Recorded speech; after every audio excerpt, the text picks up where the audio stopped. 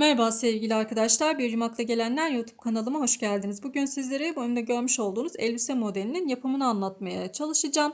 Böyle bayram yaklaşırken sizler için bu şekilde bir elbise hazırlamak istedim.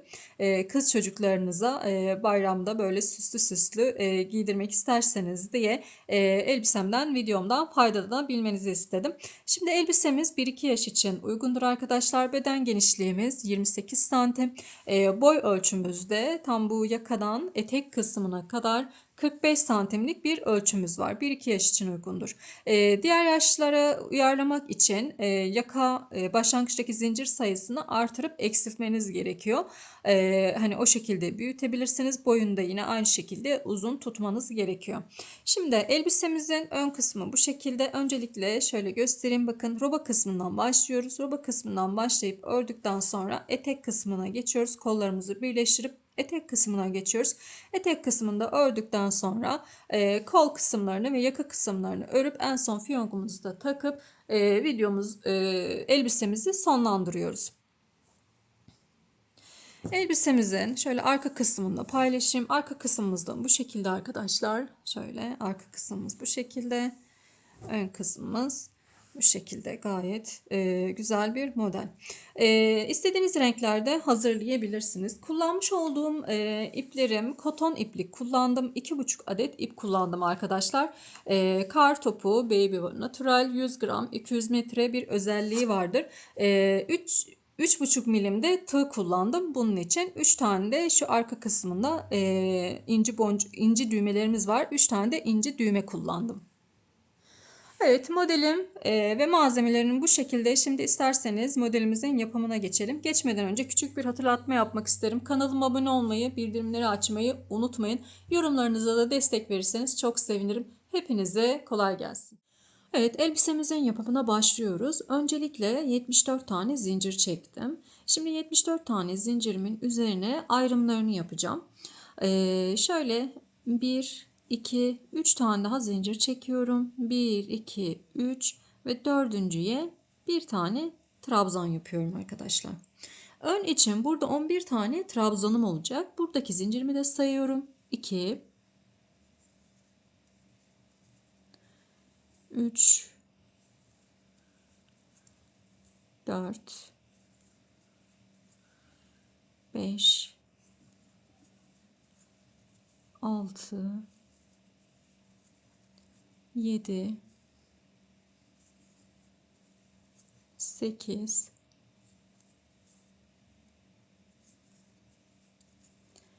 9, 10, 11.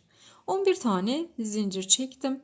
Şimdi 2 tane zincir çekiyorum. Yanındaki trabzanıma bir tane yanındaki zincire bir tane trabzan yapıyorum. Şimdi bunu da sayarak kol için 14 tane trabzan yapacağım. 1, 2, 3, 4, 5, 6,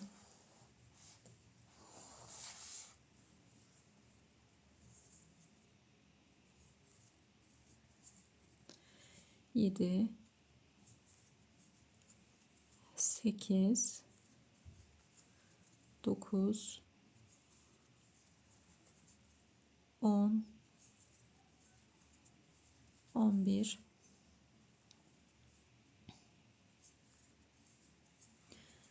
12, 13, 14. 14 tane trabzan yaptım. 2 tane zincir çekiyorum. Yanındaki zincirime bir tane trabzan yapıyorum. Şimdi bunu da sayarak arkası için 22 tane trabzan yapacağız. Önde 11 tane yapmıştım arkadaşlar. O yüzden 2 ön 11, arkası da 22 tane olacak. Bunu da sayıyorum. 1, 2, 3, 4, 5, 6, 7, 8. Evet, 22 trabzanımı yaptım. 2 zincir çekiyorum. Yanındaki zincirime bir tane trabzan yapıyorum. İpimi doluyorum. Şimdi kol için 11 tane 14 tane trabzan yapacağız. Kol için arkadaşlar. 1, 2, 3, 4,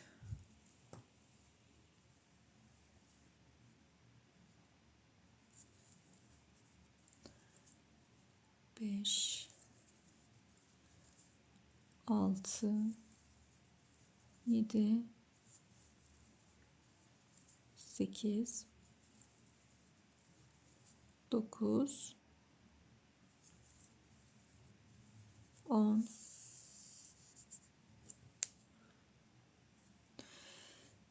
14 tane trabzanımı yaptım. 2 zincir çekiyorum. Yanındakine trabzan yapıyorum. Bunu da sayarak 11 tane trabzanım olacak. 2, 3, 4,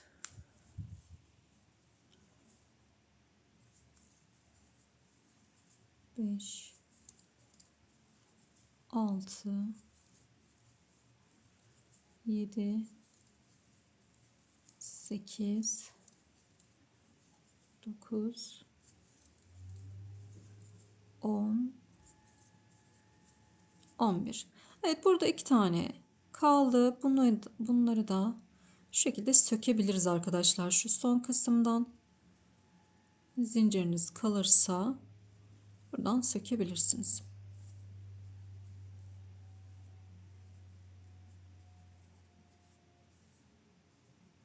Evet. Şimdi döndürüyorum. Bir zincir. Dip kısmına trabzan yapıyorum. Her bir trabzanıma bir tane trabzan olacak şekilde yaparak yuvama kadar geleceğim.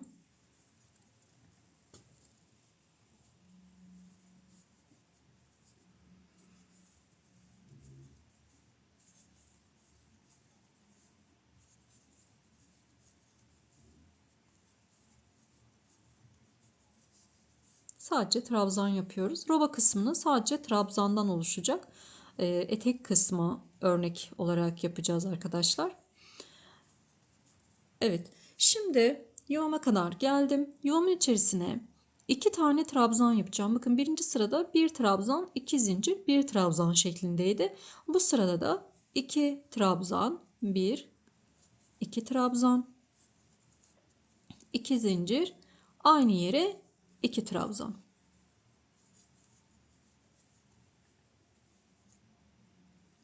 Şimdi devam ediyorum. Her birine birer tane trabzan olacak şekilde ilerliyorum.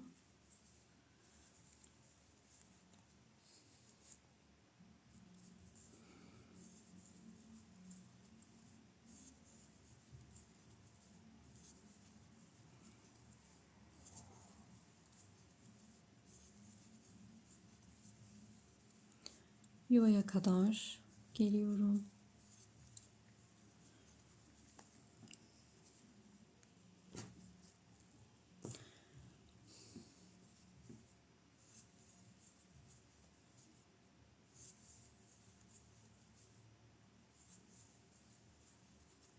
Evet. Yuvamın içerisine 2 tane trabzan yapıyorum. 1, 2. 2 zincir. Tekrar yuvaya 2 tane trabzan yapıyorum. 1, 2. Devam ediyorum arkadaşlar. Şimdi bu sırada tüm yuvalara 2 trabzan, 2 zincir, 2 trabzan yapacağız. Bu şekilde sıra sonuna kadar ilerleyelim. Sıra sonuna kadar geldim. Sıra sonundaki ilmeğime de, yani şurada hani zincirimiz vardı. Bir trabzan sayılıyor. Ona da bir tane trabzan yapıyorum. Döndürüyorum. Bir zincir, dibine trabzan yapıyorum. Ve devam ediyorum.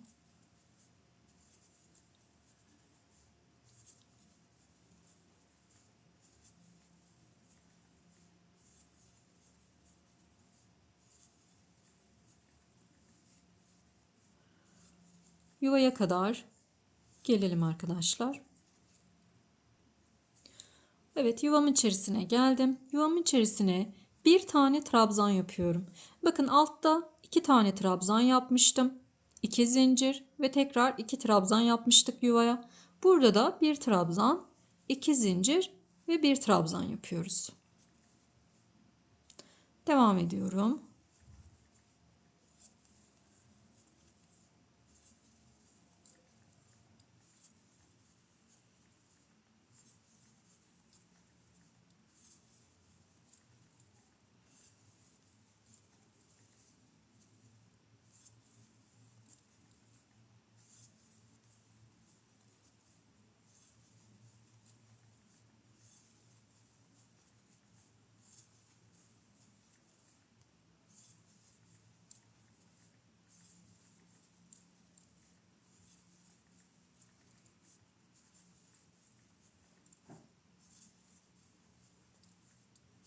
Evet, yuvaya kadar geldim. Yine yuvamın içerisine bir trabzan yapıyorum. 2 zincir ve bir trabzan. Devam ediyorum. Bu sırayı da yuvalarda bir trabzan, 2 zincir, bir trabzan olacak şekilde tamamlayalım. Sıra sonuna kadar geldim. Şimdi döndürüyorum tekrar. Bir tane zincir çekiyorum. Dip kısmına trabzanımı yapıyorum.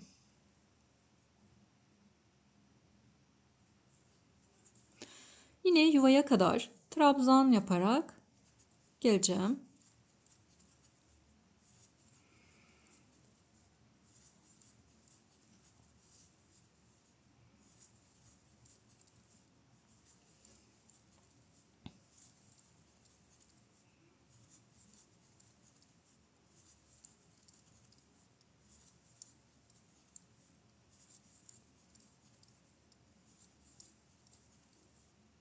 Evet, trabzan yaparak yuvaya kadar geldim. Şimdi burada bakın yuvamın içerisine altta bir trabzan, 2 zincir, bir trabzan yapmıştık. Bu sırada da 2 trabzan, 2 zincir ve 2 trabzan yapıyoruz. Devam ediyorum.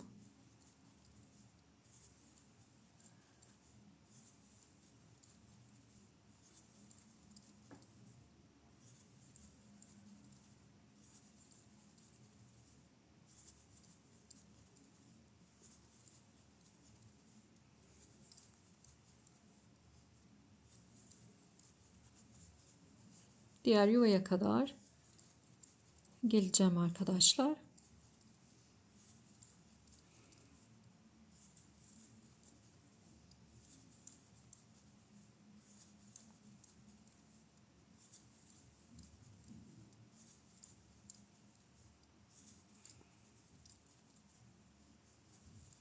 Evet. Yine yuvamın içerisine 2 trabzan yapıyorum. 2 zincir ve aynı yere 2 tane trabzan yapıyorum.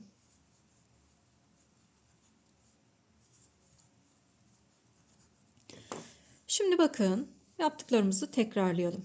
Birinci sırada bir trabzan, 2 zincir ve bir trabzan. İkinci sırada 2 trabzan, 2 zincir, 2 trabzan. Üçüncü sırada bir trabzan, 2 zincir, bir trabzan ve dördüncü sırada da 2 trabzan, 2 zincir ve 2 trabzan şeklinde robamızı devam ettiriyoruz. Bir sonraki sırada bir trabzan, 2 zincir, bir trabzan, bir sonraki sırada 2 trabzan, 2 zincir, 2 trabzan şeklinde roba kısmımızı tamamlayacağız. Şimdi yapalım arkadaşlar roba kısmımızı. Kaç sıra ve kaç santim yaptığımı sizlerle paylaşacağım. Arkadaşlar ben roba kısmını tamamladım. 9 sıra ördüm. 9 sıram 11 santim. Yani 11 santim olması gerekiyor benim vereceğim ölçülerde roba kısmının. Kullanmış olduğum ip ve tığdan kaynaklı olarak 9 sıram 11 santime denk geldi. Genişlik olarak da 26 santimlik bir genişliğim var arkadaşlar. 26-26,5 santim gibi bir genişliğim var. Birleşim yaparken de böyle bir iki zincirle birleştireceğiz ve daha da büyüyecek bu. Şimdi kol birleşimine geçiyoruz.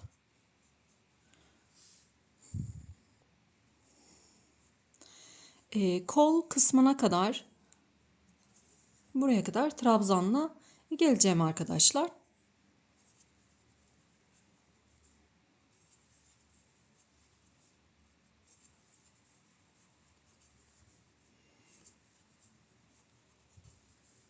Evet, sadece trabzan yapıyorum burada.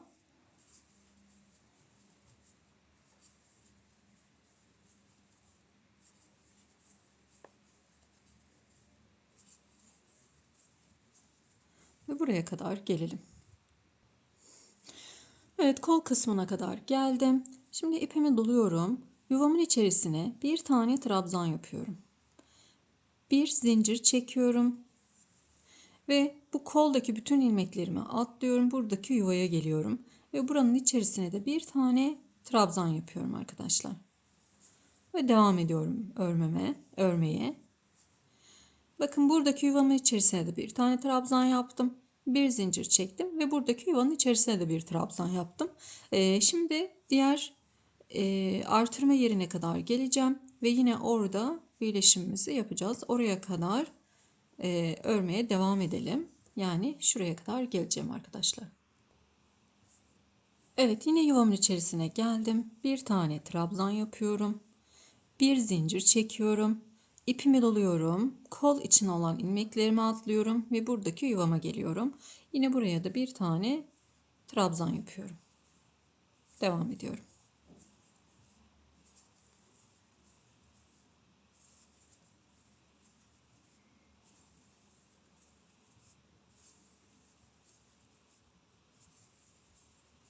Sıra sonuna kadar gelelim. Evet, sıra sonuna kadar geldim. Şöyle göstereyim. Bakın, kol birleşimlerini yaptık. Şimdi sırada artık ön, yani bu birleşimi yapmak kaldı. Burası biliyorsunuz modelimizin, elbisemizin arka tarafı. Şimdi bu iki kısmı birleştirmemiz gerekiyor. Kolları birleştirdikten sonra şimdi burada bakın, şu baştaki bir tane zincirim var. Hemen onunla birlikte şöyle yakınlaştıralım. Şu başta hani bir zincir çekiyoruz, trabzan yapıyoruz arkadaşlar. O kısma bağlıyorum bunu. Ve bu şekilde de birleşimimizi yapıyoruz. Döndürüyorum. Artık bütün olarak öreceğiz ama nasıl burada düz ters şeklinde örüyorsak yine burada da aynı şekilde devam edeceğiz ki bütünlüğü sağlayalım. Şimdi yine bir zincir çekiyorum. Dip kısmına trabzanımı yapıyorum. Bakın şöyle göstereyim. Buraya trabzanımızı yapıyoruz ve devam ediyorum. Şimdi 2 sıra trabzan öreceğim arkadaşlar. Sonrasında da örnek kısmına geçeceğiz. Şu koltuk altında nasıl yaptığımı önce bir göstereyim. Bu koltuk altlarında ben bir zincir çektim ama sizler 3 zincire kadar çekebilirsiniz. Benim istediğim ölçüye geldi ama sizin istediğiniz ölçüye gelmediyse 3 taneye kadar zincir çekerek birleşim yapabilirsiniz. Bunu da söylemiş olayım. 3'ten fazla çekmeyin.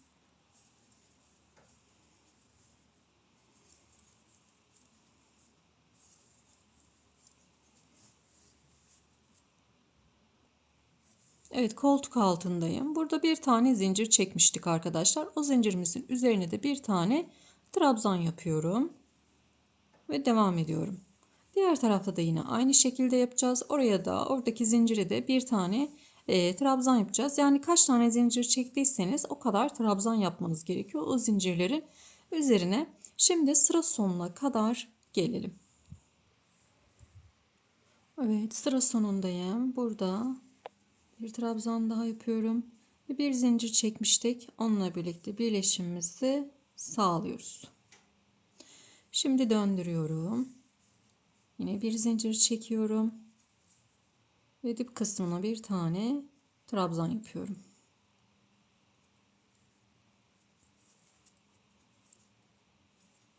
Evet, bu sırayı da trabzan olarak gidelim. Sonrasında örnekli kısımla devam edeceğiz arkadaşlar. Evet, 2 sıra ördüm. Roba kısmından aşağıya şöyle ön kısmına da geçelim bakalım. Bu şekilde. Şöyle de bir ölçelim bakalım kaç santim olmuş. Evet, 28,5 santim gibi olmuş. İstediğim ölçüde benim şu anda. 1-2 yaş için. Evet. Şimdi buradan aşağıya örneğimizi uygulayacağız. Kolu birleştirdik, önü birleştirdik ve 2 sırada trabzan ördük. Buradan aşağıya artık örneğimizi uygulayacağız. Şimdi örneğimizin uygularken şöyle dökümlü olması için örneğimizin aslında birazcık dışına çıkacağız. Daha önce ben bu örneği anlatmıştım kanalımda. Yine o örneği direkt elbiseye uyarlayacağız.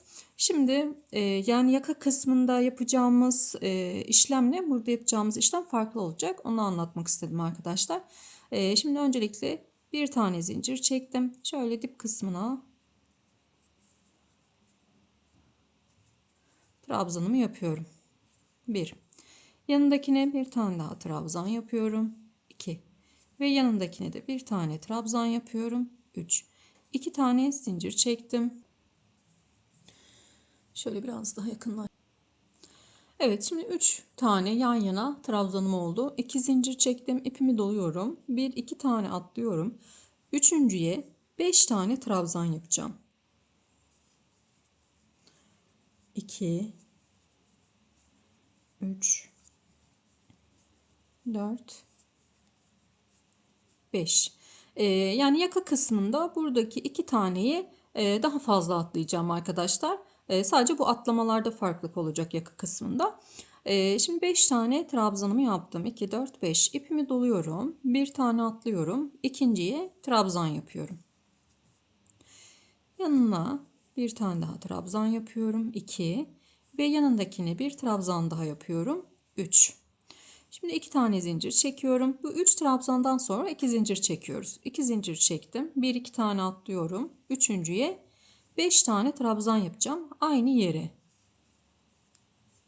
2 3 4 5. İpimi doluyorum. Burada zincir çekmedim. Bir tane atlıyorum. İkinciye trabzan yapıyorum. Yan yana 3 tane trabzanım olacak. 2 ve bakın yanındakine 3. 3 trabzan. 2 zincir çektim. 1-2 tane atlıyorum. Üçüncüye aynı yere 5 tane trabzan yapacağım. 2 3 4 5. İpimi doluyorum. Bir tane atlıyorum. İkinciye trabzan yapıyorum. Yanına yine trabzan yapıyorum. 2 ve yanındakine de trabzan yapıyorum. 3. Burada yan yana 3 tane trabzanım oldu. 2 zincir.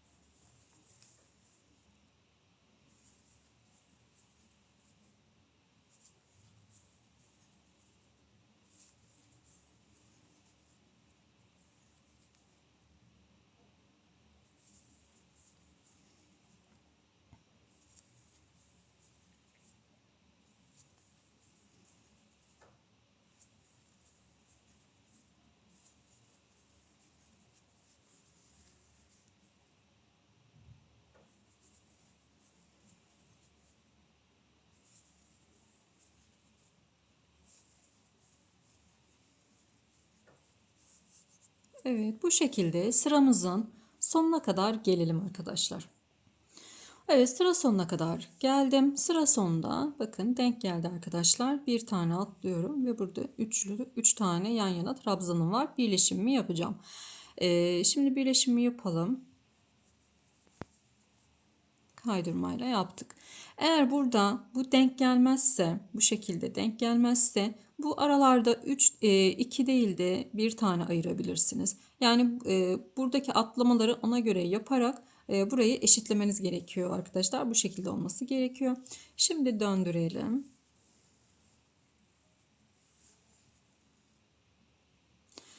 Döndürdüm. 1, 2 tane zincir çekiyorum. Şimdi dönüşte bu 3 tane trabzanımı yapacağım için benim dönüşümde bakın önümde 3 tane trabzanım yok. Bu şekilde bir beşli öbeğimiz var. O yüzden burada trabzan yapmıyorum. Sadece 2 tane zincir çekiyorum. Önümde ne varsa onu yapacağım. İpimi doluyorum.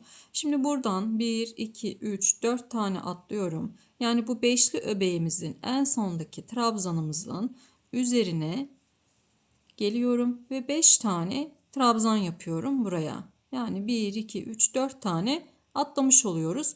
Beşinciye 5 tane trabzan yapıyorum. 2, 3, 4, 5. Bu iki zincir eğer toplarsa hani eliniz sıkı olur. O yüzden toplar, ipiniz ince olur. Burada 3 tane de zincir çekebilirsiniz. Şimdi ipimi doluyorum. Buradaki bu 3 tane trabzanımı yapıyorum. Her birinin başına birer tane trabzan yapıyorum. 1, 2, 3. Yine 2 tane zincir çekiyorum. İpimi doluyorum. 1, 2, 3, 4 tane atlıyorum. 5. ilmeğimi yani buradaki 5. trabzanımıza 5 tane trabzan yapıyorum. 2, 3, 4, 5. İpimi doluyorum. Zincir çekmedim. Buradaki 3 tane trabzanımı yapacağım arkadaşlar. 1, 2, 3. 1, 2 zincir çekiyorum. Bakın yine beşli öbeğimiz var burada. 1, 2, şöyle göstereyim. 1, 2, 3, 4 tane atlıyorum. Beşincinin üzerine 5 tane aynı yere trabzan yapıyorum.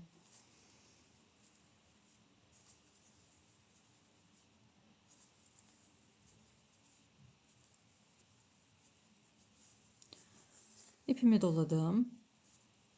Buradaki 3 tane trabzanımı tek tek 3 tane trabzan yapıyorum. Bu aralardaki üçer trabzanlar hep sabit kalacak. 3 trabzan olarak gidecek. 2 zincir çektim. 1, 2, 3, 4 tane atladım. Beşinciye 5 tane trabzan yapıyorum.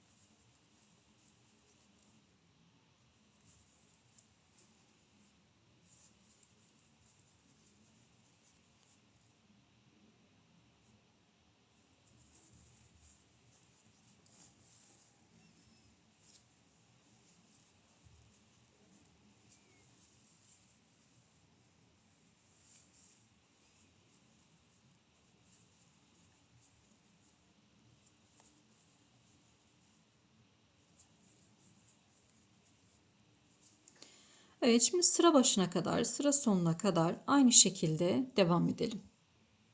Sıra sonuna geldim. Bakın buradaki 3 tane trabzanım var. Bu 3 tane trabzanımı yan yana yapıyorum. 3. Buradaki 2 zincirin de ilk birinci zincirimle birleştiriyorum. Bakın bu şekilde. Burada 1, 2 tane zincirim vardı. İlkiyle birleştirdim. Döndürüyorum. Şimdi bakıyorum önümde 3 tane trabzanım var. Bu 3 trabzanımı yapacağım. Bir zincir çektim. Dibine trabzanımı yapıyorum. 1, 2,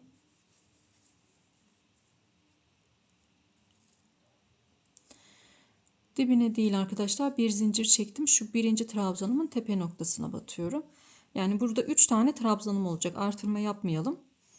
2, 3. Şöyle göstereyim bakın. 3 tane trabzanım oldu. Şimdi 2 tane zincir çekiyorum. Burada beşli öbeğimiz var. Ne yapıyorduk? 1, 2, 3, 4 tane atlıyoruz. Beşinciye 5 tane trabzan yapıyoruz.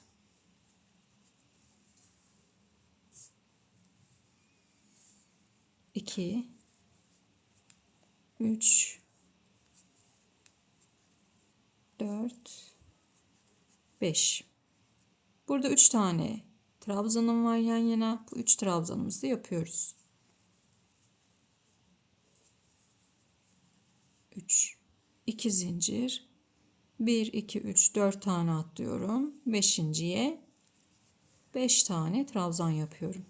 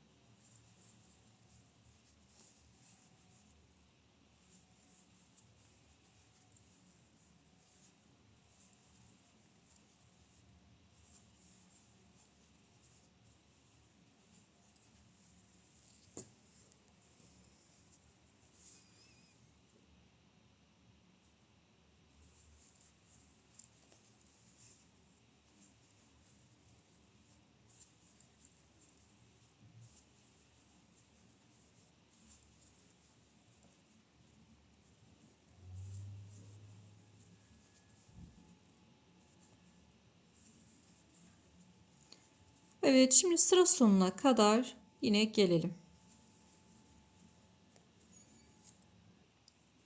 Evet, en son bu başlangıç noktamıza geldik. Burada göstereyim bakın. Bir tane zincir çekmiştik. Bununla birlikte birleşimimizi yapıyoruz. Döndürüyorum tekrar. Şimdi bakıyorum önümde beşli öbeğim var. O zaman bakın beşli öbeğim var. O zaman ne yapmam lazım? 1, 2 zincir çekiyorum ve beşli öbeğimizin beşincisine 5 tane trabzan yapıyorum.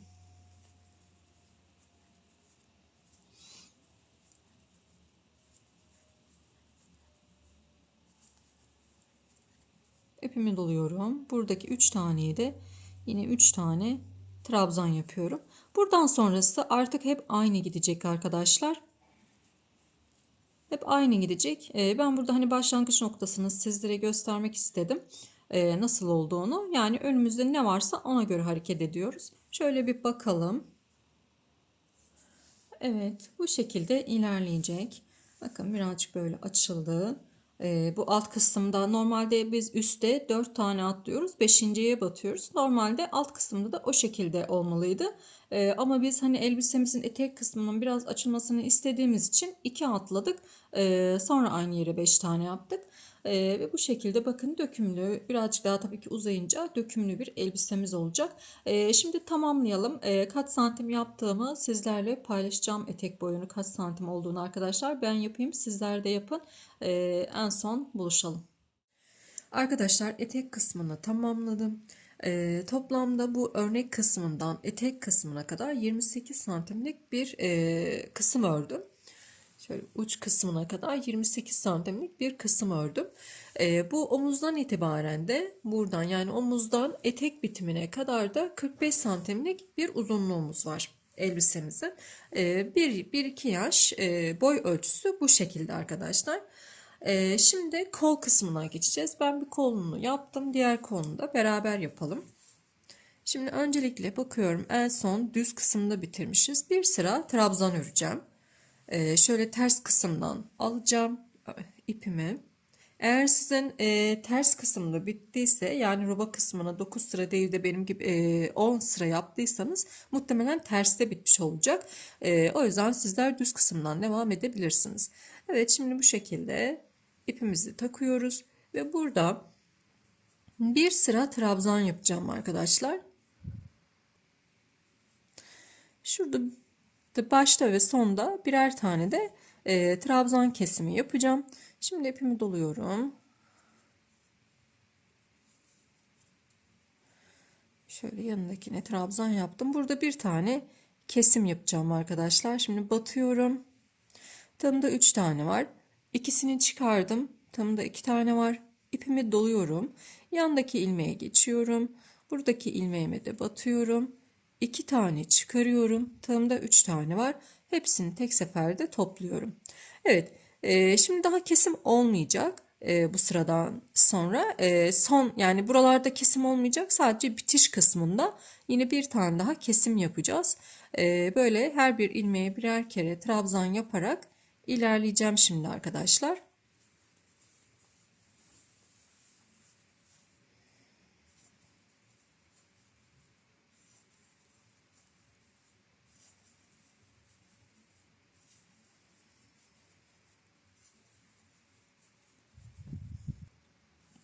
Evet, sıra sonuna kadar geldim. Şimdi burada bir tane daha kesim olacak. Batıyorum. 2 çıkardım. Tığımda 3 tane var. Şuradaki boşluğa da batıyorum. 2 çıkardım. Tığımda 3 tane var. Hepsini tek seferde topladım. Şimdi burada bir tane trabzanımı yapıyorum. Şuraya da bir tane yapalım.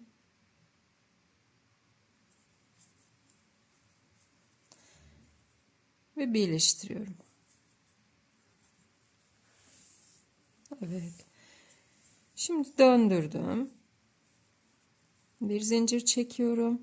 Ve burada 3 tane yan yana trabzan yapacağım. Şimdi örneğimizi uyguluyoruz. 1 2 3 2 zincir çekiyorum. 1 2 3 tane atlıyorum.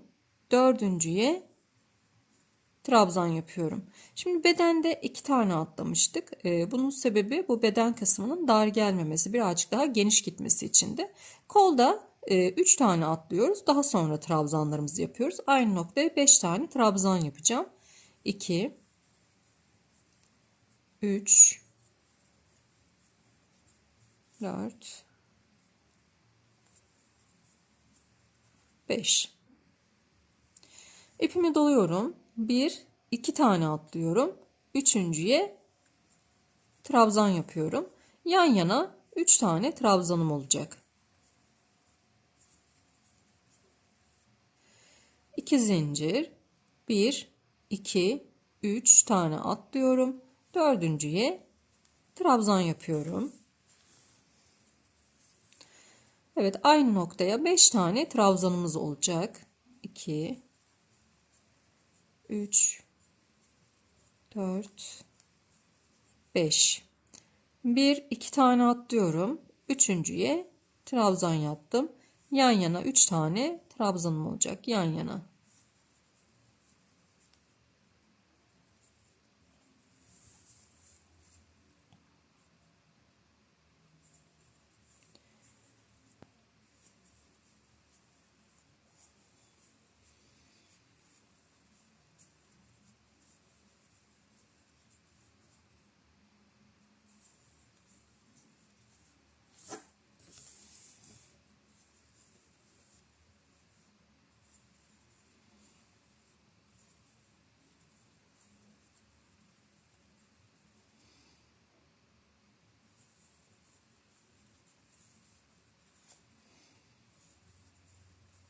Sıra sonuna kadar gelelim. Evet, sıra sonuna kadar geldim. Şimdi burada 2 3 tane atlayamıyoruz. Ne yapıyorum? Burayı denk getiriyorum. 2 tane atlayacağım arkadaşlar. Bakın 1 2 3 tane ilmeğim kalmış zaten. Ne yapacağım? 2 tane atlayacağım. Üçüncüye 5 tane trabzan yapacağım. Yani sökmüyoruz. Orayı ayarlayabiliriz.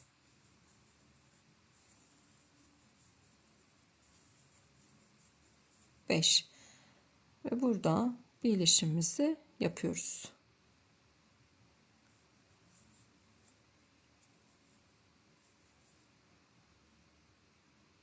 Evet. Şimdi döndürüyorum. 2 tane zincir çekiyorum. Bakıyorum benim önümde ne var? Beşli öbeğim var. İpimi doluyorum. O zaman 1, 2, 3, 4 tane atlıyoruz. Beşinciye, yani şu en sondaki trabzanımızın tepe noktasına 5 tane trabzan yapıyoruz.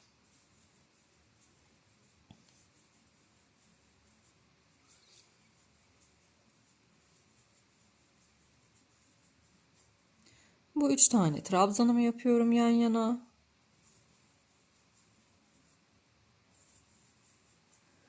2 zincir. Yine beşli öbeğimiz. 4 tane atlıyoruz. Beşinciye 5 tane trabzan yapıyorum.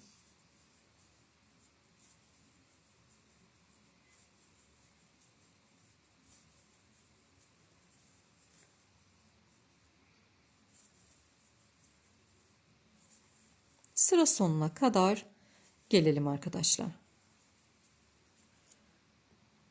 Sıra sonuna kadar geldim. Burada birleşimimizi yapıyoruz.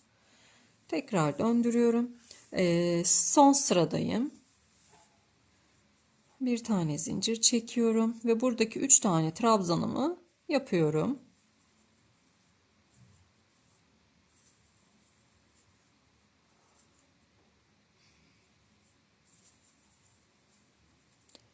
İki zincir.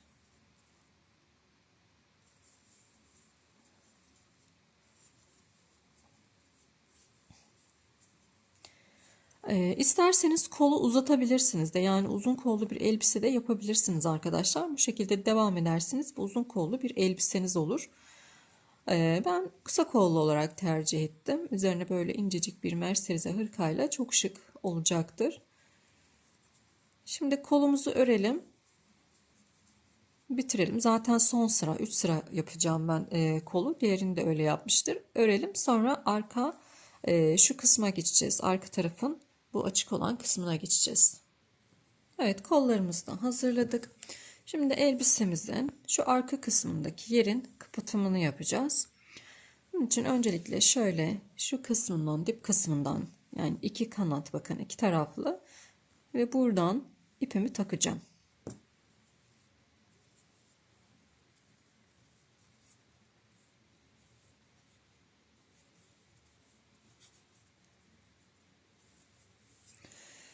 Sık iğne ile bu sırayı yukarıya doğru çıkacağım arkadaşlar. Şöyle boşluklara, her bir sıraya bir tane sık iğne yapıyorum.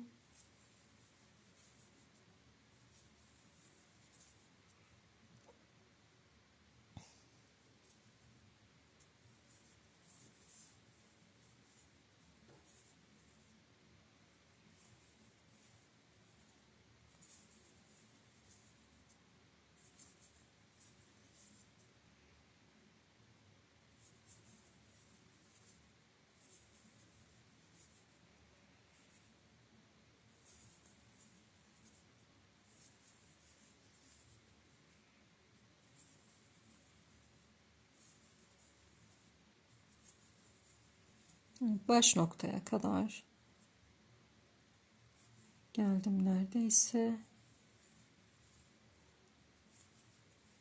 Şimdi yakaya da yine sık iğne olarak gideceğim bu tarafa doğru. En üstte tekrar yakaya dönmek için aynı yere bir tane sık iğne yapıyorum. Ve her bir ilmekten, bu yaka kısmındaki, bakın şuralarda ilmekler var. Buralarda ilmekler var. Buralardan sık iğne ile alarak ilerliyorum.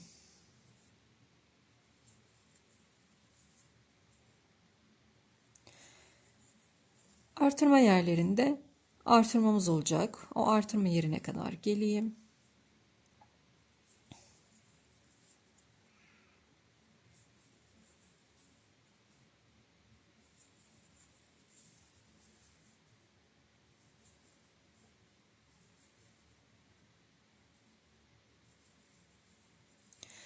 Bakın burada aynı yere bir tane battım.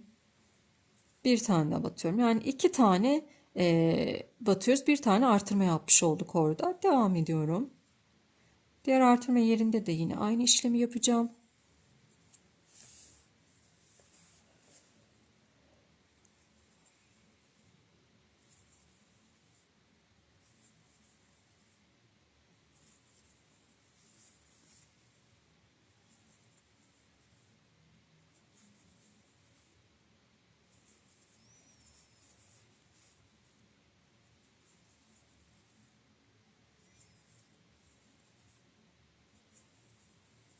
Evet, burada da yine aynı yere, bakın artırma yeri, aynı yere 2 tane yapıyorum. Devam ediyorum.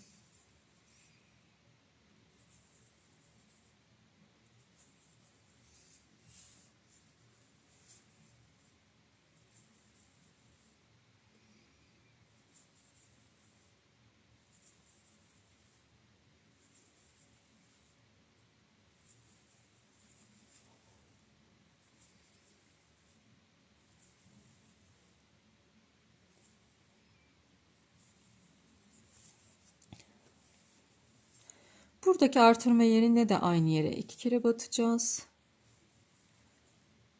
Gelelim oraya kadar.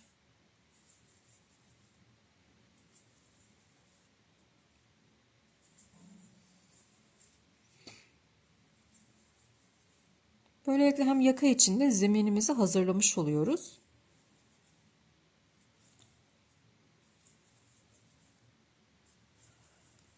Evet, bakın geldim. Yine aynı yere 2 tane sık iğne yapıyorum.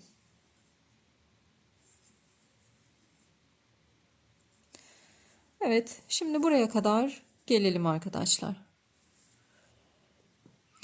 Evet, yaka kısmına kadar, yani şu kısma kadar geldim. Burada da yine dönüşümü sağlamak için aynı yere 2 tane sık iğne yaptım ve aşağıya doğru gidiyorum. Yine sık iğnelerimle.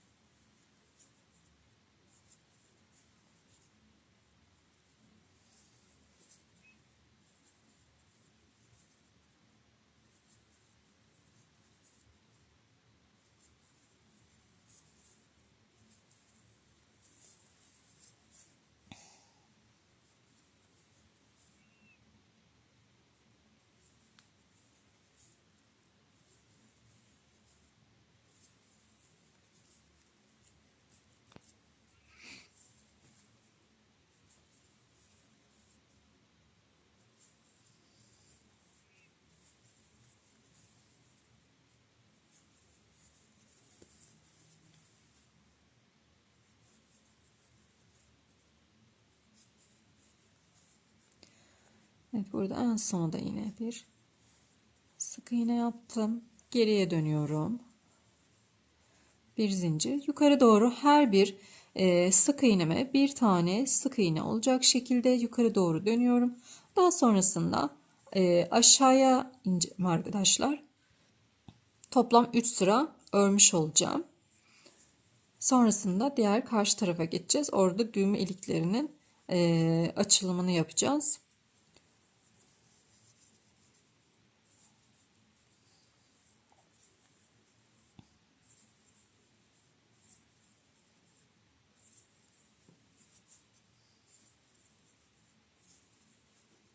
Bakın başa kadar geldim. Evet, başa kadar geldim. Tekrar döndürüyorum. Bir tane zincir çektim ve aşağı doğru iniyorum yine. Dibe kadar gelelim sık iğnelerle. Evet, burada dibe kadar geldim. Şöyle bir tane zincir çektim ve ipimi kesiyorum burada. Daha sonrasında bu ipi iç kısımda yürüteceğiz. Şimdi geldik diğer kanada, diğer tarafına geldik. Şimdi en son yukarıya doğru çıkmıştık ve yakayı dönmüştük. Şimdi tekrar bu yakadan ipimi takacağım ve aşağıya doğru ineceğim. İnerken de düğme iliklerimizi ayıracağız arkadaşlar. Şimdi öncelikle düğme ilikleyeceğimiz yerleri belli etmemiz gerekiyor. Şimdi ben şöyle en dipte, bakın en dipten şöyle göstereyim. Bir sık iğne öncesinde ayırdım. Ortaya koydum. Bir tane de baş kısmında 3 düğme kullanacağım. Aralarda da 7 tane sık iğnem var arkadaşlar. Eşitliği de sağlamış oldum. Şimdi iliklerimizi ayıra ayıra ineceğiz.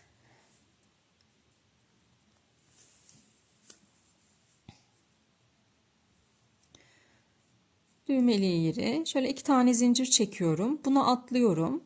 İkinciye sık iğne yapıyorum. Kullanacağınız düğmeleri buralarda ölçün arkadaşlar. Eğer hani büyük bir düğme ise 3 tane zincir çekebilirsiniz. Evet, şimdi ben inci düğme kullanacağım. Bir ölçelim bakalım nasıl. Evet, gayet rahat bir şekilde geçiyor arkadaşlar. Şöyle bir tane zincir çekerek de bakayım. Hani çok bol olmasın. Bir zincir çektim. Sık iğnemi yaptım. Şunu da buradan çıkarayım. Rahat rahat düğmemi. Bakalım olacak mı?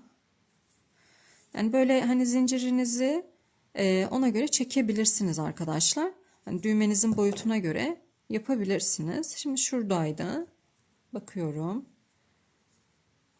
Bakın, evet, benim bir taneden de incilerim geçti. O yüzden bir tane zincir çekeceğim buralarda.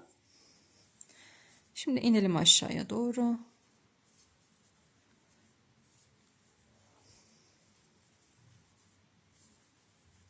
Evet. Şimdi yine bir zincir çekiyorum. Bunu çıkarabilirim artık. Bir tane atlıyorum. İkinciye sık iğne yapıyorum. Devam ediyorum yine.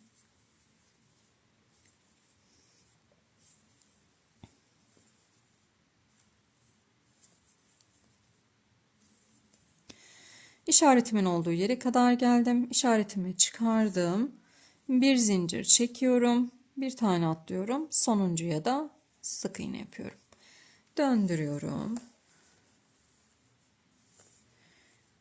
Bir zincir. Hemen dibine sık iğnemi yapıyorum.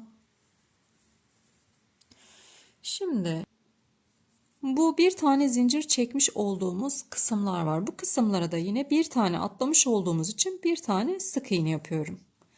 Ve devam ediyorum sık iğnelerimi yapmaya.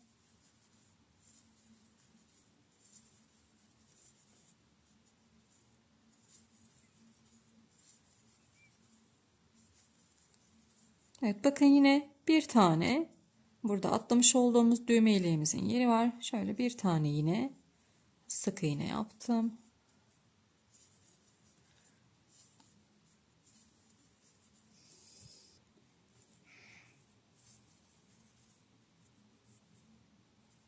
Şu.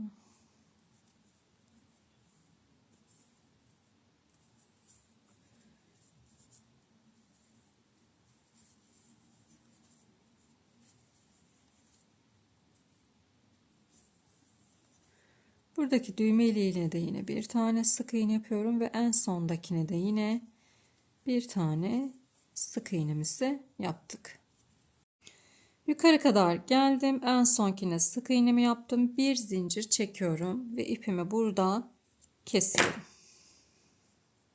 Evet. Yaka kısmını da bu şekilde hazırlamış olduk arkadaşlar. Buraya en son düğmelerimizi dikeceğiz. Ve bu iplerimizi de gizleyeceğiz. Şimdi geldik bu yaka kısmının yapımına. Şöyle döndürelim. Şimdi bakın, burada ipimizi kestik. Diğer yaka kısmı üst kısmından başlayacağız. Buradan. Şimdi şöyle bakın. Elbisemiz bu şekilde. Burada en son ipimizi kestik. Diğer yakaya geçiyorum. Diğer yakanın bu üst kısmından başlayacağım.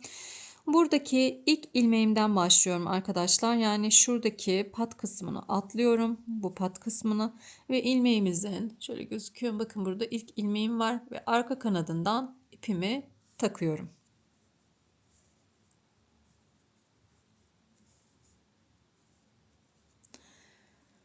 Şöyle bir zincir çektim. Buraya bir tane trabzan yapıyorum şimdi.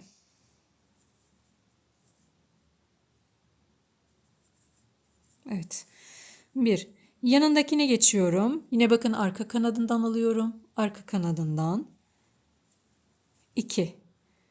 Ve yanındakine geçtim. Arka kanadından aldım. 3 tane trabzan yaptım. 2 zincir çekiyorum. 1, 2 tane, 3 tane atlıyorum. 1, 2, 3 tane atlıyorum. Dördüncü ilmeğimin arka kanadından alarak 5 tane trabzan yapıyorum buraya. 2, 3, 4, 5. İpimi doluyorum. 1, 2 tane atlıyorum. Üçüncü ilmeğimin arka kanadına bir tane trabzan yapıyorum. Yine yanındakinin arka kanadına bir tane daha trabzan yapıyorum. Ve yanındakinin arka kanadına da yine bir trabzan daha yapıyorum. Burada 3 tane trabzanım olmuş oldu. Şimdi 2 tane zincir çektim. 1, 2, 3 tane atlıyorum. Dördüncünün yine arka kanadına 5 tane trabzan yapacağım. 1, 2, 3, 4, 5. İpimi doluyorum. 1, 2 tane atlıyorum. Üçüncünün arka kanadına bir tane trabzan yapıyorum. Yanındakine de yine bir trabzan 2 ve yine yanındakine de bir trabzan 3. 2 zincir. 1, 2, 3 tane atlıyorum. Dördüncüye 5 tane trabzan yapıyorum.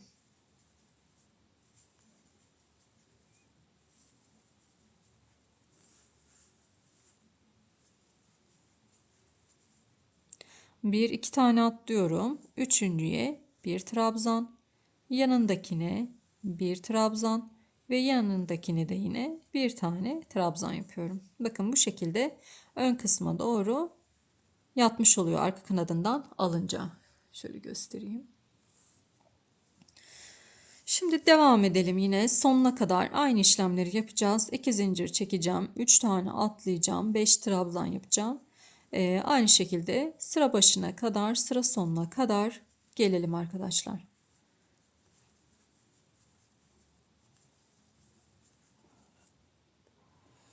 Şimdi sıra sonuna kadar geldim. Şöyle bakıyorum. 1, 2, 3 tane atlarsam normalde 2 tane atlamam gerekiyor arkadaşlar. Ama 1, 2 tane atlarsam burada 4 tane trabzan yapmam gerekecek. O yüzden ben burada 3 tane atlıyorum. Yani dengelemem lazım. 1, 2, 3 tane atlıyorum. Dördüncüye trabzan yapıyorum. En son 3 tane yan yana trabzanla bitirmemiz gerekiyor. Bunu kendinize göre ayarlayın. Bu aralardaki atlamaları kendinize göre ayarlayabilirsiniz. Evet, şimdi devam ediyorum yine. Şöyle bir zincirimi çektim. Dibine trabzanımı yapıyorum. Yanındakine bu 3 tane trabzanımızı yapıyoruz. 2 zincir. Ve yine 1, 2, 3, 4 tane atlıyorum. Beşinciye yani buradaki 5 tane trabzanımın beşincisinin tepe noktasına 5 tane trabzan yapıyorum. Artık arka kanat yok. Normal ilmeklerimize batarak yapıyoruz arkadaşlar. 3, 4, 5. Şimdi buradaki bu 3 trabzanımı yapıyorum.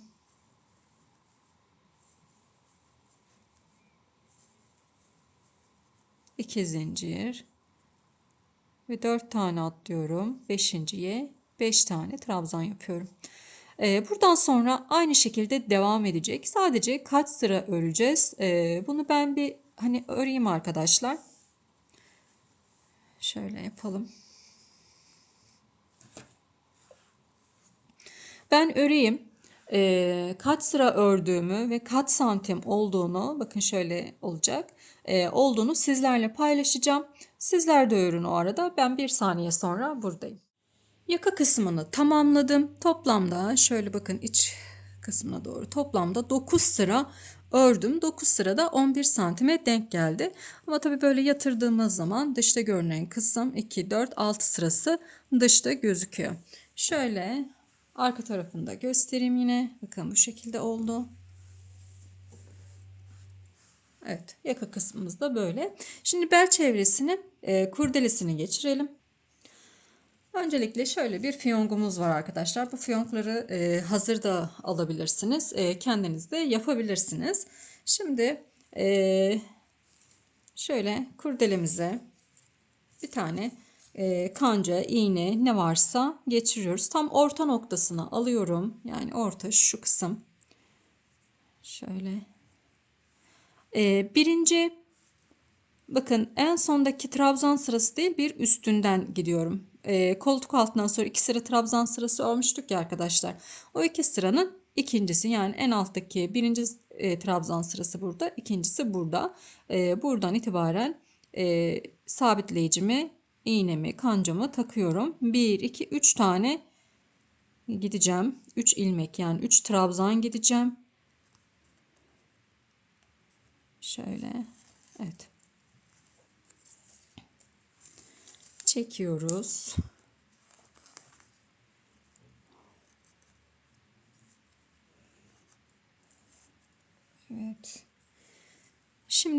3 tane, bakın 1 2 3 tane atlıyorum üstten. Buradan takıyorum ve yine 3 tane, 1 2 3 tanenin altından geçiyorum.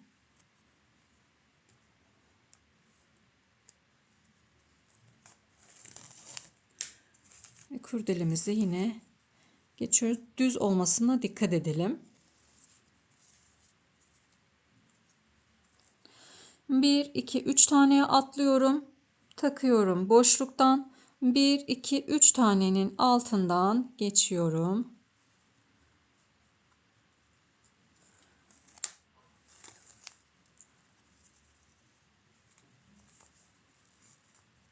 Evet.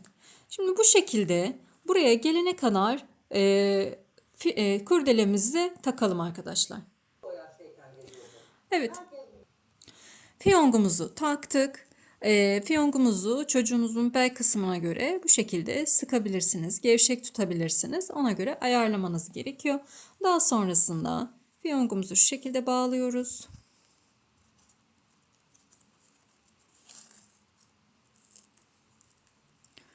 Şöyle fiyonk.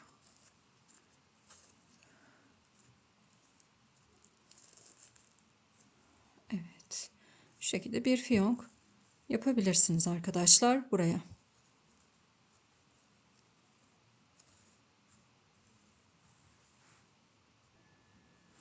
Bu kurdeleyi daha geniş de tutabilirsiniz. Mesela ben şöyle genişçe bir kurdeleden fiyonk aynı şekilde yapmıştım.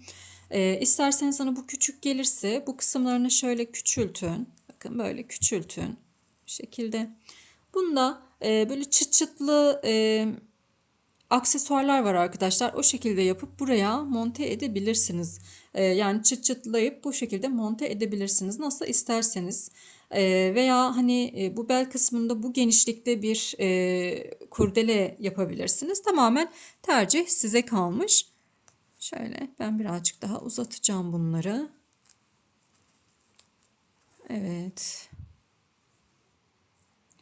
Evet arkadaşlar, böylelikle bir videomuzun daha sonuna geldik. Elbisemizi tamamlamış olduk. İnşallah keyifle ve kolaylıkla örebilirsiniz elbisemizi. Tam böyle bir bayram elbisesi havasında oldu. Tam böyle bayram yaklaşırken de yapıp hemen çocuklarınıza giydirebileceğiniz çok şık bir elbise. Takıldığınız bir yer olursa mutlaka yorumlarda sormayı ihmal etmeyin arkadaşlar. Kanalıma abone olmayı, bildirimleri açmayı da unutmayın. Hepinize sağlıklı günler dilerim.